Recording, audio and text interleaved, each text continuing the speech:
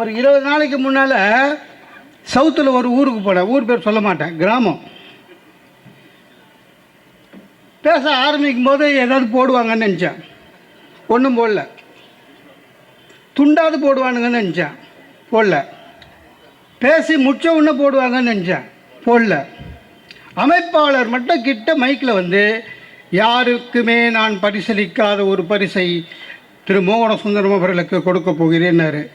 ஏதோ cash gold கொடுப்பார் போல இருக்குன்னு நினச்சேன். ஒன்றும் இல்லைங்க, ஒரு மாலை ஒன்று போட்டாருங்க. இது கருங்காலி மாலை,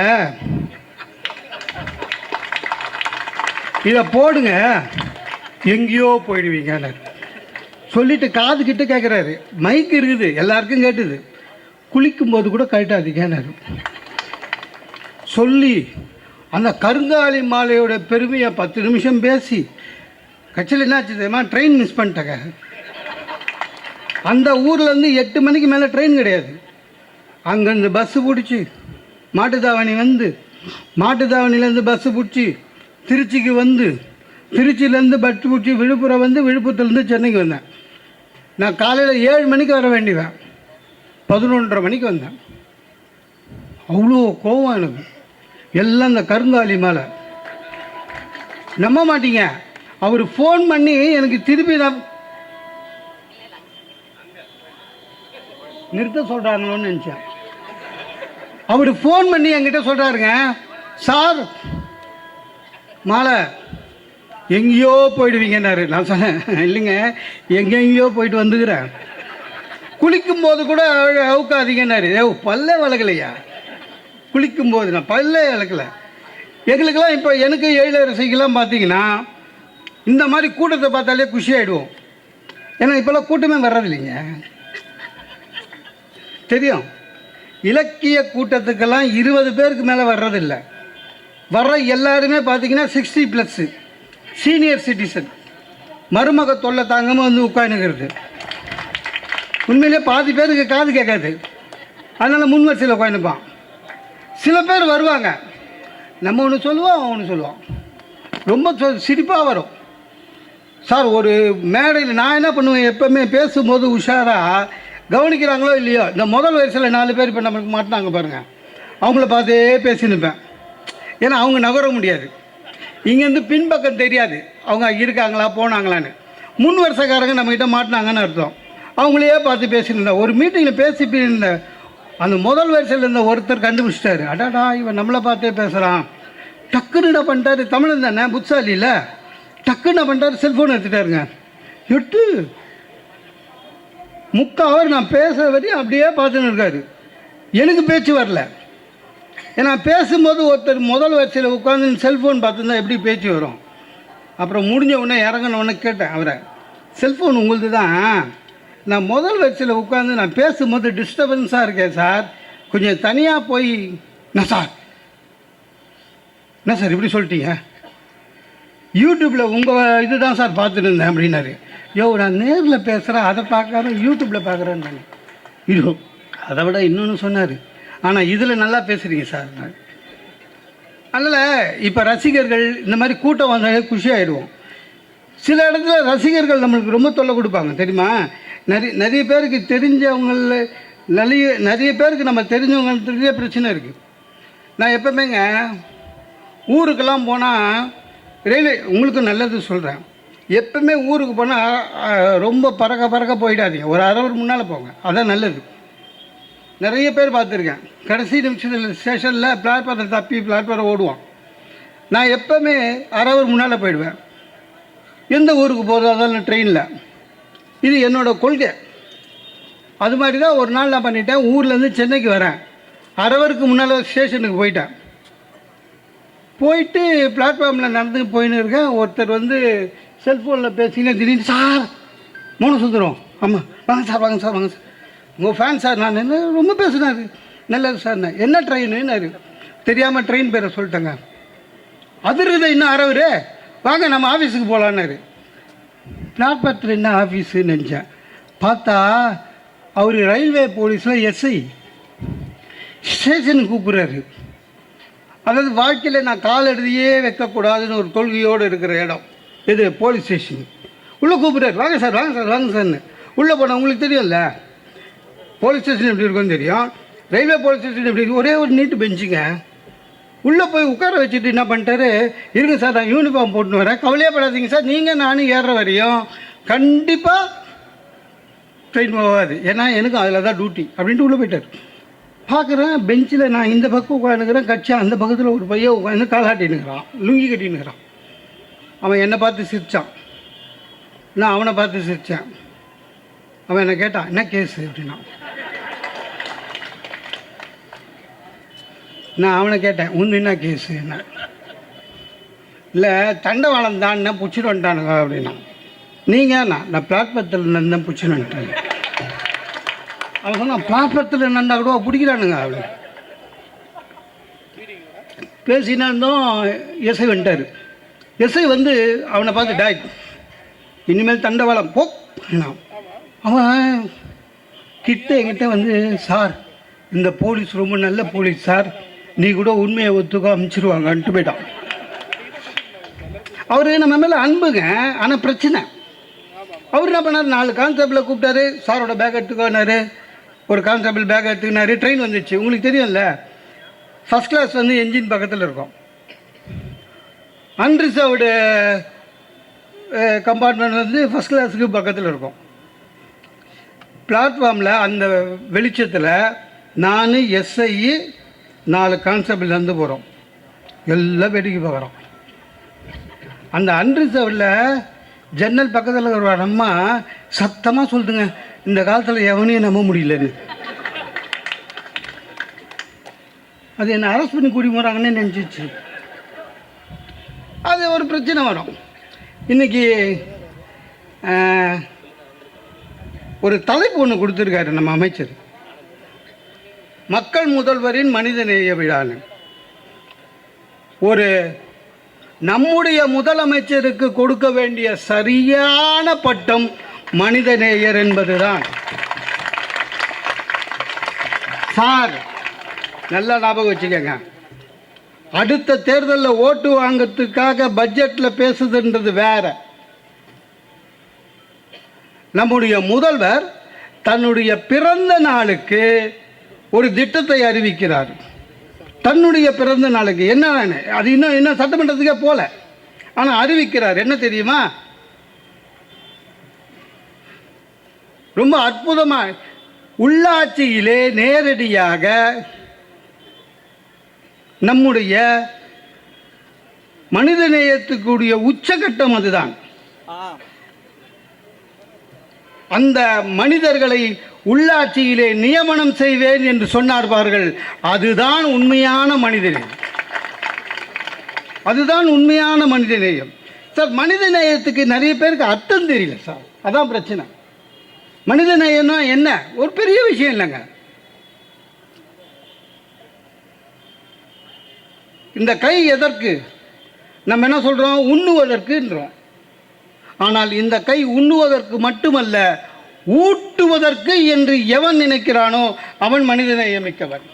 அதுக்கு தானே நம்ம பிறப்புக்கும் எல்லா உயிர்க்கும்னு சொன்னோம்.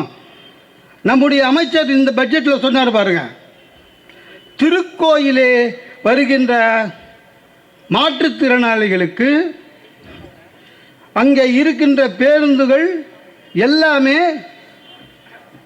ஃப்ரீ. அதுதான் மனிதநேயத்தின் உச்சம். அந்த மனிதநேயத்தினுடைய உச்சமாக இருப்பவர் நம்முடைய மாண்புமிகு முதல்வர் அவர்கள். முதல்வர் நமக்கு நம்ம ஒன்றும் இல்லைங்க, முதல்வர் மாதிரி நம்மளால் உழைக்க முடியாது. ஆனால் முதல்வருக்கு நம்ம ஏதாவது நன்றி கடன் செய்யணும்னு நினச்சோம்னா ஓட்டு போடுறது வேற, அது நம்ம கடமை. முதல்வர் நமக்கு செய்கிற எல்லா நன்மைக்கும் நாம் அவருக்கு ஏதாவது நன்றி கடன் செய்வோம் என்று நினைத்தீர்கள் என்றால் மனித நேயத்துடன் இருக்க கற்றுக்கொள்ளுங்கள். அதுதான் நாம் அவருக்கு கொடுக்கிற உண்மையான பிறந்த நாள் பரிசு. ஞாபகம் வச்சுக்கோங்க. நமக்கு நிறைய பேருக்கு அது இல்லைங்க, மன்னிச்சிருங்க. இல்லை 3 நாளைக்கு முன்னாலங்க மயிலாப்பூரில்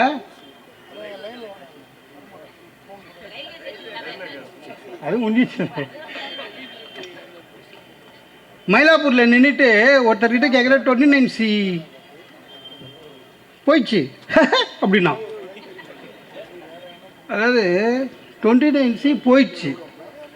அது பதில், சரியான பதில். சிரிப்பு, அவன் ஏன் சிரிக்கிறான் தெரியுமா? மவனை உனக்கு இன்னொரு பஸ்ஸு வேணும்னா 45 நிமிஷம், அது 29C. அவ்வளோ நல்லவன். டைம் கேட்டால் சொல்ல மாட்டானுங்க. சார் டைம் என்ன? 1:08 முடிஞ்சு போச்சு. உனக்கு டைம் சொல்கிறதுக்கு தான் நான் வாட்சி கட்டிக்கிறேன்னா? ஏன்னா இவ்வளோ பெரிய வசனம் சொல்கிறதுக்கு நீ டைமே சொல்லி தொலைச்சிடலாமாடா? நம்மள எத்தனை பேருங்க மீந்து போய் நம்ம சாப்பிட முடியாததை வேலைக்காரிக்கு தரலான்னு முடிவு பண்ணுறோம். அப்படின்னா நம்மளுடைய நாக்கு வேறு, வேலைக்காரியுடைய நாக்கு வேறு. அப்படி தானே? நிறைய ஆஃபீஸில் நீங்கள் பார்த்துருக்கீங்களா சார்? கிளர்க்கு உள்ளே வருவான் சார், டியூன் வந்து சார் வணக்கம் சார் என்ன வணக்கம்னு திருப்பி சொல்ல மாட்டான். ஏன்னா இவர் கிளர்க்கு அப்படின்ட்டு உள்ளே போவார். அந்த தான் கிளர்க்கு உள்ளே போவான். மேனேஜரை பார்த்து குட் மார்னிங் சார்வான். மேனேஜர் என்ன, ஏன்னா அவர் மேனேஜர். அப்போ ஒவ்வொருத்தருக்கும் பதில் மரியாதை தர்றது கூட மனித நேயம் கிடையாது. நமக்கு ஒன்றும் கிடையாதுங்க. எங்கே எது பேசணும்னு தெரியாதுங்க. ஆஸ்பத்திரியில் பேஷண்ட்டை பார்க்க போனால் நல்லா இருங்க, வாழ்க வளமுடன் வந்துடணும். நம்ம ஆளுங்க போய் அவனை சாவடிச்சிடுவானுங்க. அதுவும் கடைசி நாள் காஞ்ச சாத்துக்குடி எடுத்து போயிட்டு, இந்த ஆஸ்பத்திரியா சேர்ந்த, ஏன் இங்கே கிட்னி எடுப்பானுங்களா மேடம்? முடிஞ்சு போச்சு. அவன் வயிற்றில் கை வச்சவன் அத்தோடு முடிஞ்சான். நர்ஸு ஊசி குத்த வருது. சிவம் எங்கே எது பேசுதுன்னு தெரியாது. இதெல்லாம் என்ன தெரியுமா? மனசு உள்ள மனித நேயம் இல்லாதவன். நிறைய பேர் பார்த்துக்கிட்டீங்களா? அந்த சொந்தக்காரெல்லாம் பார்த்துக்கிட்டீங்களா? இந்த சொந்தக்காரன், அந்த சொந்தக்காரன்லேயே 60 வயசு மேலே இருக்கிறவன், அவனெல்லாம் ஜாக்கிரதையாக ஹேண்டில் பண்ணணும். அவனுங்க வந்து இல்லை இஷ்டத்துக்கு கேள்வி கேட்கலாம். ஏன்னா உறவுக்காரன்னு. சில பேர் கல்யாணத்தில் வந்துட்டு உயிரெடுப்பானுங்க சார். 65 வயசு இருக்கும், நடு ஹாலில் உட்காந்துப்பான். ஒரு 18 வயசு பையன் நமக்குன்னு அடுத்த கல்யாணம் எப்போ நடக்கும்னு சுற்றிருக்கிறான். எங்கே வா, திருப்பதி பையன் தானே நீ? ஆமாம் தாத்தா. உனக்கு 11 அரியர்ஸ் இருக்குன்னு உங்கள் அப்பா ஃபோன் பண்ணானேன்னா அந்த பையன் அப்படியே டவுன் ஆகிடுவான். ஒரு பொண்ணு அழகாக போயின்னு வருவான். இங்கே வா, கல்யாணி பொண்ணு தானே? ஆமாம். உனக்கு செவ்வாய் தோஷம்னு உங்கள் அம்மா சொன்னாலே. அதாவது எது பேசக்கூடாதோ அதை பேசுவான். வேலைக்கு போறியா? போகிறேன். ப்ரொமோஷன் வாங்கினியா? டை நீ தான் மாதமாக ப்ரொமோஷன் வாங்கின. அவன் வேலைக்கு போகிறதே பெரிய விஷயம். அதை விட மாட்டான். கல்யாணம் ஆனவங்களை பார்த்து கேட்பான், சார் கல்யாணம் ஆயிடுச்சா? எத்தனை வருஷம் ஆச்சு? 2. குழந்தை இல்லை. ஏன் எப்படா கேள்வி கேட்ப? குழந்தை இல்லை, அவ்வளோதான். சார் குழந்தை இல்லைன்னு சொல்கிறவங்களை பார்த்துட்டு அத்தோடு மூடணும் வாய. ஏன்னா அதை சொல்கிறதுக்கே அவங்க மனசு எவ்வளோ கஷ்டப்படுறோன்னு ஒரு மனிதனாக அதை யோசிக்கணும். சொல்ல மாட்டான். அப்படி குழந்தை பிறந்துச்சின்னு வச்சுக்கோங்க. என்ன குழந்தை? பையனா? என்ன குழந்தை? பொண்ணா? என்னடா பிறக்கும்? 2த்துல ஏதாவது ஒன்று தானே பிறக்கும். ஐயோ இவங்கக்கிட்ட ரொம்ப கஷ்டங்க. நான் இங்கே இருக்கிற பெண்கள் எல்லாம் கெஞ்சி கூத்தாடி கேட்டுக்கிறேன். வீட்டில் பெரியவங்க இருந்தாக்கன்னா கொஞ்சம் அவங்களுக்கு மனித நேயத்தோடு பாருங்கள். என் ஃப்ரெண்டு வீட்டுக்கு போனால் அவங்க அம்மா கண்ணீர் விட்டுது. அந்த அவன் வந்து ஃபாரின்ல இருக்கிறான். என்னன்னு பார்த்தா அவன் முன்னால் 3 கட்டு கீரை ஆஞ்சி நிற்குது. என்னம்மா என்ன லோல் பட வச்சிட்டான் தம்பின்னா? ஏன்னா மருமக 3 கட்ட கீரை ஆய சொல்லுது அப்படிச்சு. நானே பார்த்தேன், பாவம் வந்து. அப்புறம் மருமகளை கூப்பிட்டேன். ஏங்க அந்தம்மா வயசானவங்க, அந்தம்மா சொல்லுது முதுவெல்லாம் வலிக்குதுப்பா, கீரை கட்டு ஆய முடியலன்னு. அதுக்கு அந்த மருமக சொல்லுது 5 ஹவர் உட்காந்து சீரியல் பார்க்குறாங்க, அப்போ முதுகு வலிக்கலையா அப்படின்னு. அதுக்கு அந்த ஆயா சொல்லுது, இல்லைப்பா சீரியல் பார்க்குறேன், முதுகு வலிச்சா 10ன்னே பார்ப்பேன், கீரை 10ன்னு ஆய முடியுமா? அப்படிதான் சார். நம்ம வந்து இல்லை எப்படிலாம் இருந்தவங்க சார். மற்றவங்களுக்கு சாப்பாடு போட்டவங்க சார். அண்ணன் வந்து எவ்வளோ இடத்துல சாப்பாடு போட்டுட்ருக்காரு. மற்றவங்களுக்கு சாப்பாடு போட்டவங்க சார். ஆனால் அந்த சிஸ்டமே மாறி போச்சு சார். சிஸ்டமே மாறி போச்சு. இப்போ இன்விடேஷனில் உங்களுக்கு எத்தனை பேருக்கு தெரியும்னு தெரியல, ஆர்எஸ்விபின்னு ஒன்று இருக்கும். அப்படின்னா என்ன தெரியுமா? இன்விடேஷன் அனுப்புவான், ஆர்எஸ்விபின்னு ஒன்று கீழே போட்டுருவான். அப்படின்னா நீ வரியா இல்லையான்னு சொல்லு. இந்த சும்மா சொல்லாமல் வரக்கூடாது, உள்ள சோறு கிடையாது. லஞ்சுன்னு ஒன்று இருக்குது சார், பிஸ்னஸ் லஞ்சுன்னு ஒன்று வச்சுக்கிறானுங்க. அப்படின்னா என்ன? தொப்பி போடுறது. எனக்கு வேலை ஆகணுன்னா அவனை கூப்பிட்டு அவனை உட்கார வச்சு தொப்பி போடுறது ஒன்றும் இல்லைங்க. நம்முடைய மாண்புமிகு முதல்வரோட மனிதநேயத்தினுடைய உச்சகட்டமாக நான் பார்ப்பது, எனக்கு தெரிஞ்சது, நீங்கள் நிறைய திட்டங்கள் சொல்லலாம், நான் பார்ப்பது சார், என்கிட்ட கோடிக்கணக்கில் காசு இருக்குது சார். நான் ஒரு மாற்றுத்திறனாளி, கோடிக்கணக்கில் காசு இருக்குது. என்னால் நினைத்து பார்க்க முடியாத அளவுக்கு ஒன்றை நம்முடைய மாண்புமிகு முதல்வர் அவர்கள் செய்திருக்கிறார்கள். என்ன ஒன்று தெரியுமா? கடற்கரையிலே மரப்பலகை போட்டு எங்களை காலநிலைய வைத்தார். அந்த ஈர உள்ளம், மனிதநேய உள்ளம், அது அவருக்கு தான் வரும், அவருக்கு தான் வரும் சார். கண்தானம் செய்யுங்கள், நிறைய பேர் செய்யவே இல்லை. நம்ம இன்றைக்கி எத்தனை பேர் செய்யாமல் இருக்கோம்?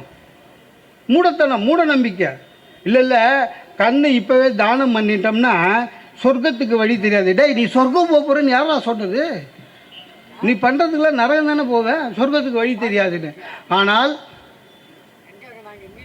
உறுப்புகளை தானம் செய்வதற்கு அரசு மரியாதையோடு தகனம் என்று சொல்லி இந்த இந்தியாவில் இருக்கின்ற முதல்வர்களிலேயே முதல்வனாக அதுக்கப்புறம் தான் ஒடிசாலெல்லாம் ஆரம்பித்தான் சார். ஒன்று சொல்லிட்டு நிறுத்துகிறாங்க. எப்பவுமே நம்மளுடைய வழிகாட்டி என்று நாம் நினைப்பவர்கள் அவங்க ஸ்ட்ராங்காக இருக்கணும். நம்ம வழிகாட்டி நினைக்கிறவங்க ஸ்ட்ராங்காக இருக்கணும். ஏன்னா அவங்கள நம்பி தான் போகிறோம்.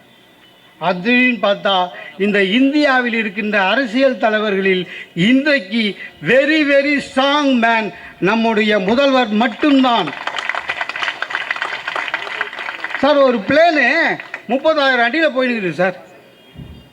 திடீர்னு கேப்டன் ஸ்பீக்கரில் அலறான், ஓ மை காட், ஓ ஓய் ஷேட், ஓ ஓய் காட், ஓ மை காட்னா எல்லாம் பயந்துட்டான், கத்துறான், பயந்து கத்துறான், எல்லாம் பயந்துட்டான்.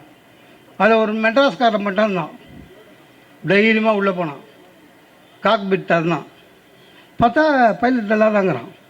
பைலட்டுக்கிட்ட ஏன் கத்துனேன்? நான் ஓ சாரி, நான் மைக் ஆஃப் பண்ண மறந்துட்டேன். என்னாச்சுண்ணா? ஒன்றும் இல்லை, காபி குடித்தேன், சிந்திடுச்சு, பேண்ட்டெல்லாம் நனைஞ்சிடுச்சுண்ணா. இவன் சொன்னான், வெளில வந்து பாத்தியா எல்லார் பேண்ட்டும் நனைஞ்சிச்சு, இதுக்கா கத்துற? ஆக நம்முடைய வழிகாட்டி ஸ்ட்ராங்காக இருக்கணும். அந்த ஸ்ட்ராங்காக இருக்கிற நம்முடைய வழிகாட்டி 100 ஆண்டுகள் முதல்வராக இருக்க வேண்டும் என்று சொல்லி வாய்ப்புக்கு நன்றி பாராட்டி விடைபெறுகிறேன். நன்றி.